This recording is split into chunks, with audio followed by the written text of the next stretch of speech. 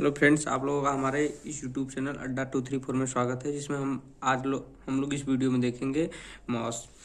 पहले वीडियो में हम लोगों ने देखा था स्ट्रेस क्या होता है, स्ट्रेन क्या होता है। हम लोग इस वीडियो में देखेंगे हुक्स लॉ। हुक्स लॉ क्या होता है?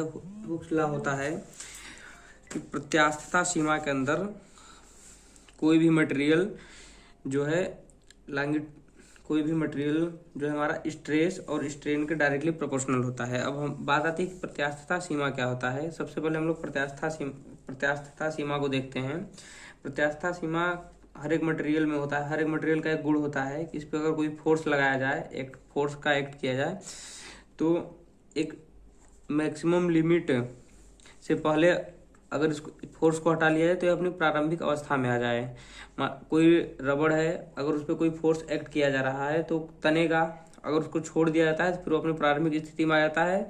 बट प्रत्यास्थता सीमा के अंदर अगर इलास्टिक रेंज के अंदर उसको खींच रहे हैं, तब अगर इलास्टिक रेंज के बाहर खींच दे रहे हैं उसको, तो वह प्रारंभिक अवस्था में अपने वापस लौट करके नहीं आ पाएगा। यह हर एक मटेरियल का गुण होता है। अगर तो हुक्स लॉ प्रत्यास्थता सीमा के अंदर ही लागू होता है। तो हुक्स लॉ क्या बताता है? प्रत्यास्थता सीमा के अंदर प्रतिबल तीव्रता उससे संबंधित विकृति के समानुपाती होती है। अगर किसी भी पार्ट पर हम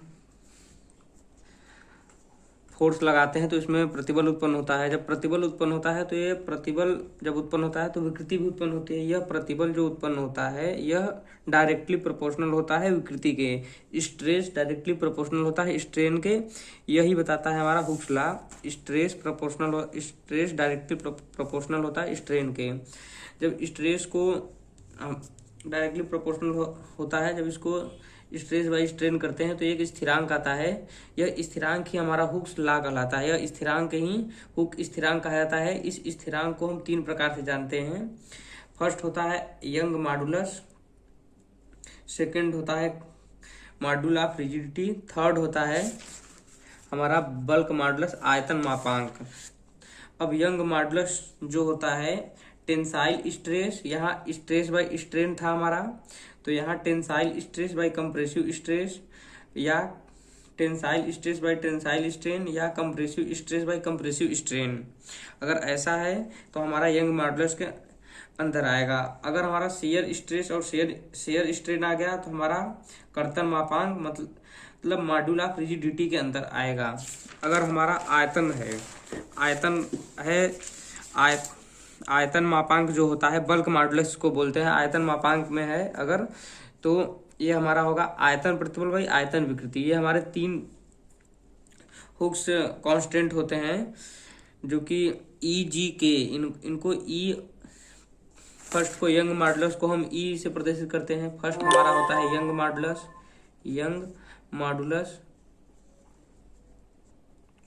यंग मॉडुलस को हम ई से प्रदर्शित करते हैं। यंग मापांक इसको बोलते हैं, यंग मापांक। दूसरा हमारा होता है कर्तन मापांक, इसको हम के से प्रेजेंट करते हैं। तीसरा होता है आयतन मापांक, इसको हम के से प्रदर्शित करते हैं। कर्तन मापांक को हम जी से प्रदर्शित करते हैं। ई जी के ये हमारा होता है हुक्स कांस्टेंट। एक होता है ई, एक होता है जी, एक होता है के। अब हम लोग समझते हैं विकृति एक लॉन्गिट्यूडिनल विकृति होती है, एक लेटरल विकृति होती है। लॉन्गिट्यूडिनल विकृति अनुदैर्ध्य विकृति। लॉन्गिट्यूडिनल से हमें समझ रहा है लंबा। जब हम लंबा कोई भी हमारा ये मटेरियल हो गया, जब हम इस पे फोर्स एक्ट करते हैं, तो ये और भी लंबा होता चला जाता है। ये ऐसे लंबा हो गया, खींचेगा, इतना खींच रहा है, तो इस पे जो इस खींचने के कारण से जो हमारी विकृति उत्पन्न होती है, इस खींचने के कारण से जो हमारी खिंचाव के कारण से जो विकृति हमारी उत्पन्न होती है, इसमें कौन सी विकृति उत्पन्न होगी? लॉन्गिट्यूडिनल विकृति। जब सेम डायरेक्शन में हो, जब इसके सेम डायरेक्शन में हो, जिसमें हम फोर्स लगा रहे हैं उस डायरेक्शन में जो हमारी विकृति उत्पन्न होती है वो हमारी लॉन्गिट्यूडनल विकृति होती है। और इसके विपरीत डायरेक्शन में जो होती है, विपरीत कोई भी पार्ट है हमारा, वो उसका 3 एक्सिस होते हैं, X axis, Y axis, Z axis. अब हम एक्स में अगर इसको लगा रहे हैं तो जो हमारा एक्स वाली डायमेंशन होगी वो लॉन्गिट्यूडनल के अंतर्गत आएगी। अब जो वाई और जेड वाली बची है उसको भी हम बताते हैं। अनुप्रस्थ एक होती है अनुप्रस्थ विकृति। अनुप्रस्थ विकृति में क्या आता है, अनुप्रस्थ विकृति लेटरल स्ट्रेन। इसमें क्या होता है, जब हम लंबाई में हम एक सेम एक्सिस में लगा रहे थे तो हमारा लॉन्गिट्यूडनल, सेम एक्सिस में जो विकृति आ रही थी उसको हम लॉन्गिट्यूडनल बोल रहे थे। और जो उसके अलावा एक्स, अगर इसको हम एक्स में एक्ट कर रहे हैं तो लॉन्गिट्यूडनल हो गया। वाई और जेड में जो आती है, वाई और जेड में जो आएगी वो हमारी लेटरल होगी, लेटरल स्ट्रेन अनुप्रस्थ विकृति। जैसे ही हमारा 3D कोई ऑब्जेक्ट हो गया, या हमारा 3D ऑब्जेक्ट हो गया कोई, ये हमारा 3D ऑब्जेक्ट हो गया कोई, ये हमारा यक्स हो गया, यह हमारा वाई हो गया, ये हमारा जेड हो गया। अगर हम इस डायरेक्शन में फोर्स लगा रहे हैं इस पे, और इस पे फोर्स जब लगा रहे हैं हम इस पे इस डायरेक्शन में फोर्स लगा रहे हैं,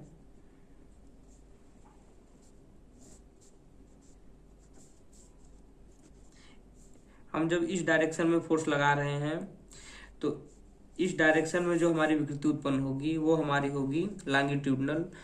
जब हम इस डायरेक्शन में लगा रहे हैं, हमारी जेड और वाई में जो होगी वो हमारी होगी लेटरल, वो हमारी होगी लेटरल। जिस पे एक्ट कर रहा है फोर्स, उस डायरेक्शन में जो हमारी विकृति आती है वो हमारी होती है लॉन्गिट्यूडनल। उसके विपरीत में जो आती है वो हमारी होती है लेटरल स्ट्रेन, अनुप्रस्थ विकृति। लॉन्गिट्यूडनल मतलब जिस एक्सिस में लगा रहे हैं उस पे जो आएगी वो हमारी होगी अनुदैर्ध्य विकृति।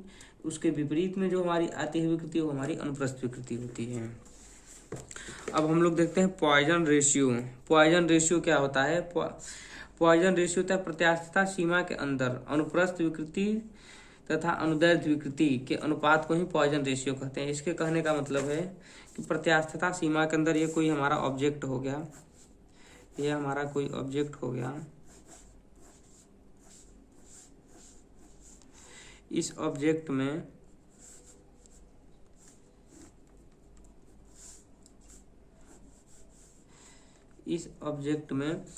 इलास्टिक रेंज के अंदर जो हमारी विकृति आती है, इलास्टिक रेंज के अंदर जो हमारी विकृति आती है वो एक दूसरे के क्या होती है, समानुपाती होती है। वो एक दूसरे के समानुपाती होती है, यही यहाँ बताया गया है। उसी को हम पॉइजन रेशियो बोलते हैं। प्रत्यास्थता सीमा के अंदर अनुप्रस्थ विकृति मतलब कि लेटरल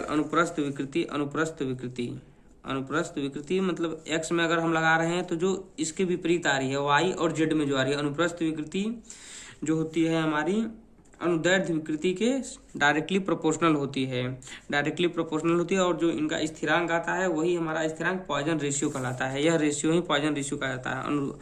अनुप्रस्थ विकृति तथा अनुदैर्ध्य विकृति के अनुपात को ही पॉइजन रेशियो कहते हैं, पॉइजन अनुपात कहा जाता है। इसे म्यू से प्रदर्शित किया। इसको रिप्रेजेंट करने के लिए हम म्यू का या 1/m का उपयोग करते हैं।